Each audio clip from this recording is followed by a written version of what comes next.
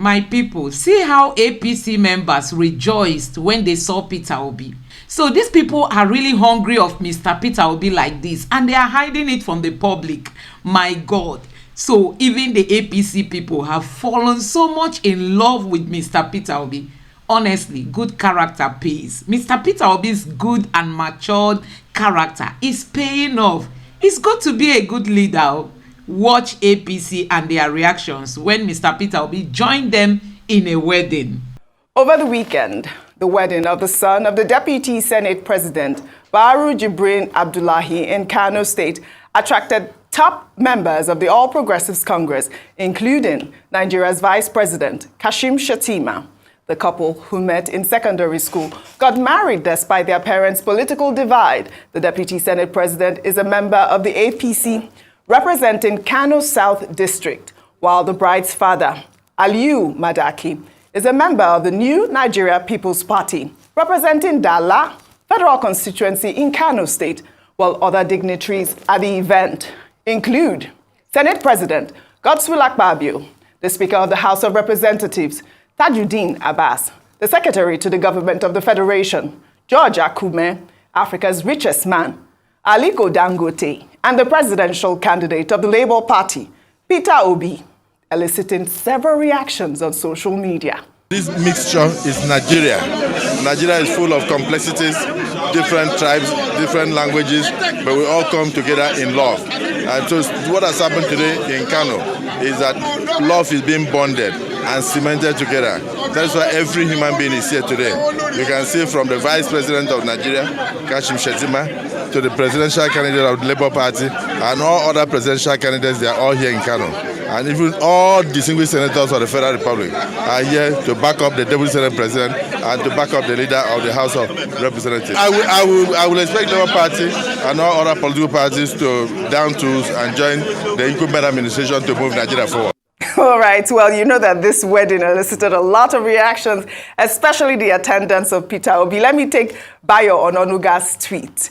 Well, he wrote, "The Obidients should note, Peter Obi is now playing politics of no bitterness in hobnobbing with APC leaders." Well, Spotlight Abbey, in response to Bayo Ononuga's tweet, wrote, "Bayo Ononuga and his likes keep trying to fabricate some kind of acceptance for Indioshi mandate." That means the people that still mandate.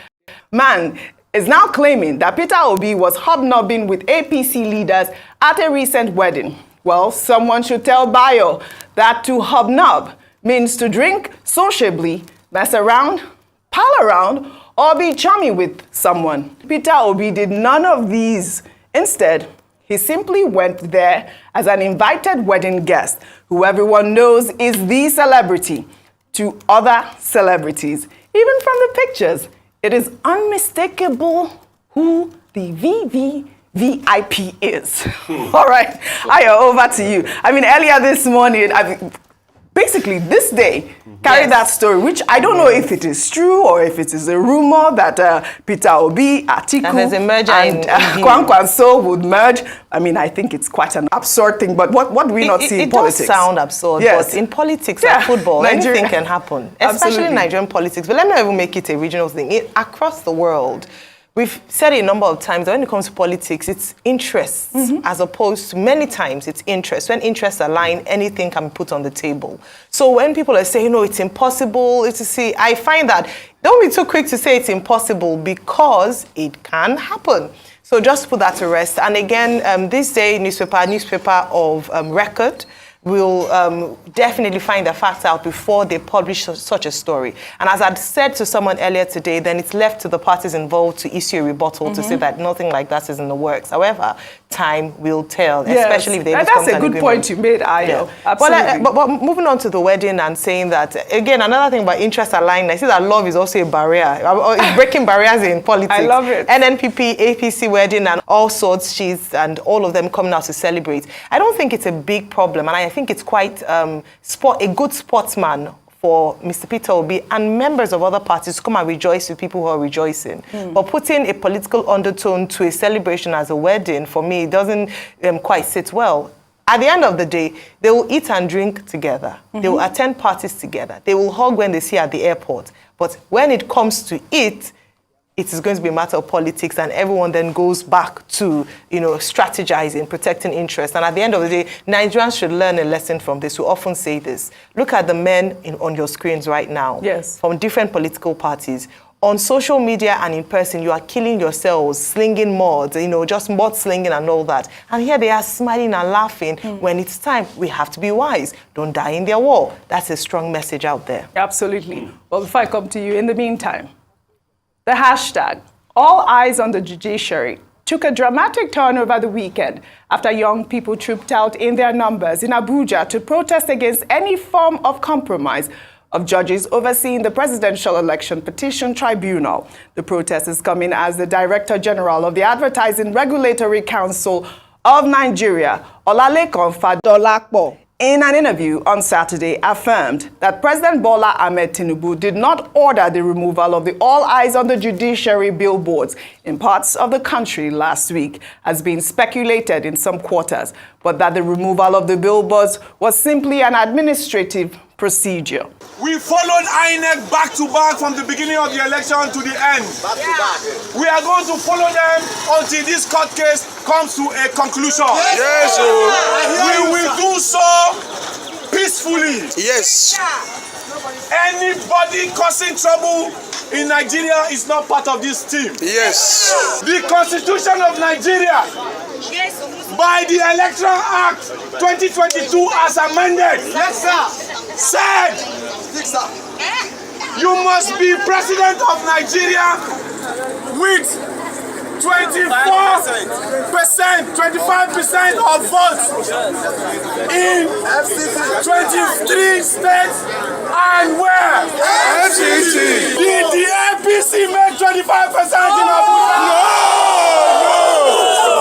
All right, all eyes on the judiciary. Over the weekend, Kayode Komolafe, the ombudsman of this day, said all eyes should be on the ministers. I guess that they're screening as well. But that word, all eyes on the judiciary, I think it is quite apt, but just so you know, they are going to begin a march nationwide to keep pressure on this all eyes on the judiciary. Let me take a tweet from Atedo Peter's side before I come to you, Rufai. He wrote, "For the record, me thinks the hashtag all eyes on the judiciary is a neutral slogan that should ordinarily not offend a right-thinking and sincere person in a civilized society. I can understand someone rejecting a negative slogan like, let us turn our noses up at the judiciary. Enough said." Rufai, over to you. So, a couple of the two stories. Number one, I'm really shocked that Mr. Bayo Ononuga is the one tweeting now that Mr. Peter Obi is, not doing politics of bitterness. There was never a time Peter Obi was doing politics of bitterness. It was you, Mr. Bayo Ononuga, that was doing politics of bitterness by saying this should be the last time the Igbos should ever play a role in Lagos politics. The same Igbos that are stakeholders in Lagos. I remember that tweet, Rufai. And you have not come out, if my memory serves me right, to apologize for that tweet. I think Mr. Bayo Ononuga should also note that there is nothing wrong with people talking to other people across the political divide. It's the kind of person Mr. Peter Obi is, pure and simple. All right? And using the word hobnobbing, no. These people have always been in a circle one way or the other.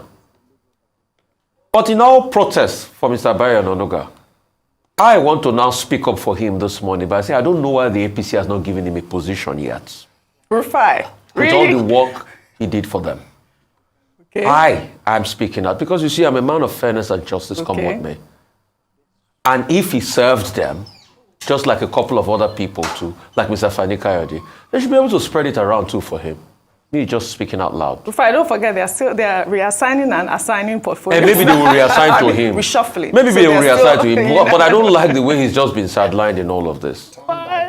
Yeah, turn by turn Nigeria. I just had to put that in. All right. But secondly, love has never been stopped by politics. Love is a beautiful thing. Orgy is the best thing ever. Love it. This is even small. APC and NNPP, they are both the same one way or the other. Yeah. It was when fight started in Kano, they split because of politics.